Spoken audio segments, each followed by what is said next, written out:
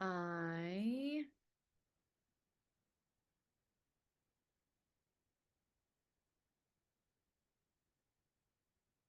Okay, I'm gonna review Fallout on Amazon Prime. And if you don't have Amazon Prime, you can go to the link in my bio and follow my affiliate link to get it so you can watch the show. It's only 8 episodes. I didn't really have any context other than how much my husband plays the game. So I feel like it was good to see his reaction of like the little Easter eggs for the fans, but also someone who has no idea really about it. And um if I was still able to get the story. So I thought it was decent. I thought it was really good about it really gave me a really great insight into the world.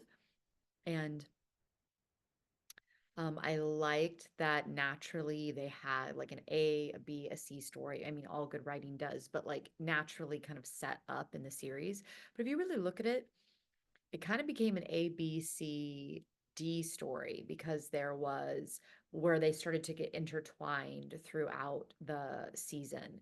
You have the Walton Goggins, who's the ghoul character, but then they would flash back and forth between him being the ghoul and then him being Cooper Howard. You have the Aaron Clifton character, Aaron Clifton Moten, who played Maximus, part of it's not the Night's Watch, but I keep wanting to call it the Night's Watch.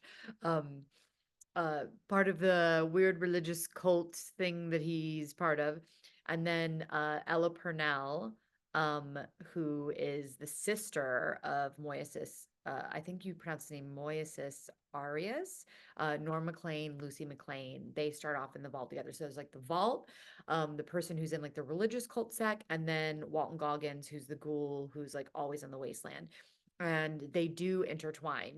Aaron Clifton Moten, like Maximus and Lucy are together for a big chunk, and then Lucy and Walton Goggins are together for a big chunk. And I loved the story of her brother Norm MacLean and things like that, and I loved how it came together.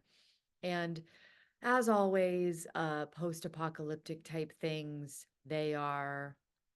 so they're so relevant to what's going on. At any moment, I'm like, are we going to have an apocalypse? Are we going to be living in a wasteland soon? Um, but yeah, I really enjoyed it. I loved what's her face? Let me just see if I can find her real quick.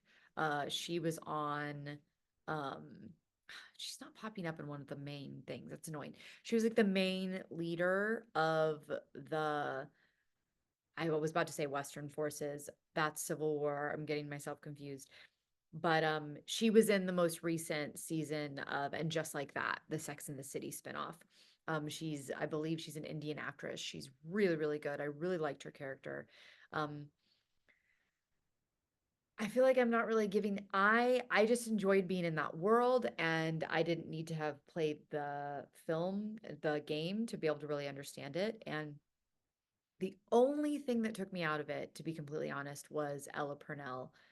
Just some of her acting was like so on the nose and so like I'm surprised and I'm this. It just wasn't like nuanced for me, and there was some times it took me out of it. I thought she was really, really great in Yellow Jackets, and she has kind of that like resting bitch face, so it kind of like fit with that essence. So it was kind of weird to me that she was cast as this like sweet innocent thing that then person. It just didn't really feel like it fit for her essence. And what's also confusing to me is so many American actors are so bad. Like the training, I feel like it's dying in the US, and like the acting, the craft of acting is just like going down a toilet, in my opinion. Um, and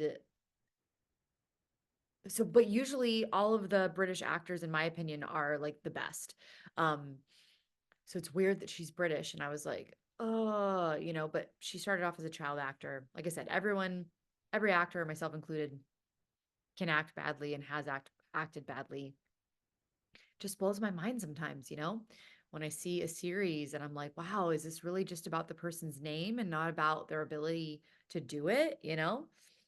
And of course I have to check myself and be like, am I just bitter? Am I just bitter because I those are the opportunities I want. I'm sure that's part of it. I'm sure there's part of it that is an element of me being bitter and biased, but I also know that that's not part of it. It also just really, really is me objectively being like, what?